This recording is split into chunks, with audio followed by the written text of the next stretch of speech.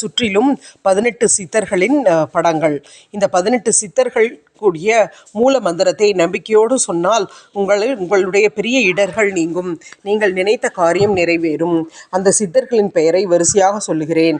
ஸ்ரீ போகர் சித்தர், ஸ்ரீ காலங்கிநாதர், ஸ்ரீ அகஸ்தியர், ஸ்ரீ திருமூலர், ஸ்ரீ கோரக்கர், ஸ்ரீ பாம்பாட்டி சித்தர், ஸ்ரீ கருவூரார், ஸ்ரீ சட்டைநாதர், ஸ்ரீ புலஸ்தியர், ஸ்ரீ ராமதேவர், ஸ்ரீ குதம்பை சித்தர், ஸ்ரீ கொங்கணர், ஸ்ரீ சிவவாக்கியர், ஸ்ரீ மச்சமுனிநாதர், ஸ்ரீ புன்னாகீசர், ஸ்ரீ இடைக்காடர், ஸ்ரீ கமலமுனிநாதர், ஸ்ரீ புலிப்பாணி போன்றவர்கள் 18 சித்தர்கள். இதில் நந்தியம்பெருமான் முதன்மையான சித்தர். அந்த நந்தியம்மன் பெருமானுக்குள்ள மூல மந்திரம் ஓம் ஸ்ரீம் லம் ஸ்ரீ நந்தீச சித்த சுவாமியே போற்றி. மற்றும் ஒரு முறை சொல்கிறேன். ஓம் ஸ்ரீம் லம் ஸ்ரீ நந்தீச சித்த சுவாமியே போற்றி. 18 சித்தர்கள் வரலாறு என்று ஒரு புத்தகம் உள்ளது. இந்த புத்தகத்தை வாங்கி இதில் உள்ள முறைப்படி, இந்த புத்தகத்தின் விலை 85. இந்த புத்தகத்தை வெளியிட்டோர் எம்கே கிராஃபிக்ஸ். இந்த புத்தகத்தை வாங்கி நம்பிக்கையுடன் அதில் உள்ளபடி பூஜைகள் செய்து வந்தால் நமதுடைய விருப்பங்கள் அனைத்தும் நிறைவேறும். இந்த 18 சித்தர்கள் தவிர 108 சித்தர்கள் உள்ளனர்.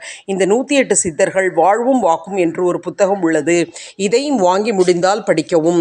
நம்மளுடைய எப்பேற்பட்ட இக்கட்டிலிருந்தும் இந்த சித்தர்கள் நம்மை காப்பாற்றுவர்.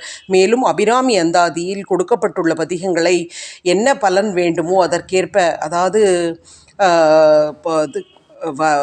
வயல்வெளி சிறக்க,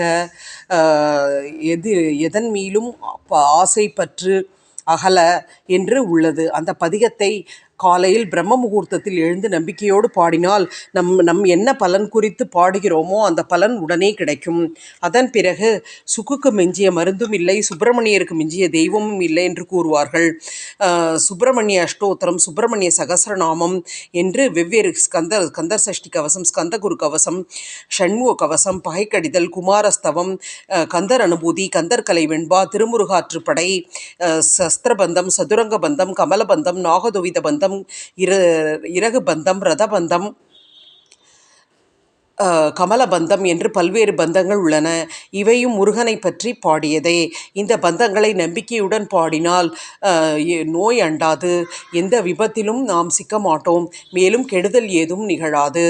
இந்த சுப்பிரமணிய சகசிரநாமம் 1008 பாக்கள் கொண்டது. இதனை நம்பிக்கையோடு சொல்லி பூவாலோ அல்லது அட்சதையாலோ வழிபட நன்மைகள் நிறைய நடக்கும். முருகன் படத்துக்கு சிறிதளவு பூ வைத்து கிழக்கு நோக்கி அல்லது வடக்கு நோக்கி ஒரு தீபம் ஏற்றி வைத்து அதன் பிறகு இந்த சகசிரநாமத்தை பாராயணம் செய்யலாம். மேலும்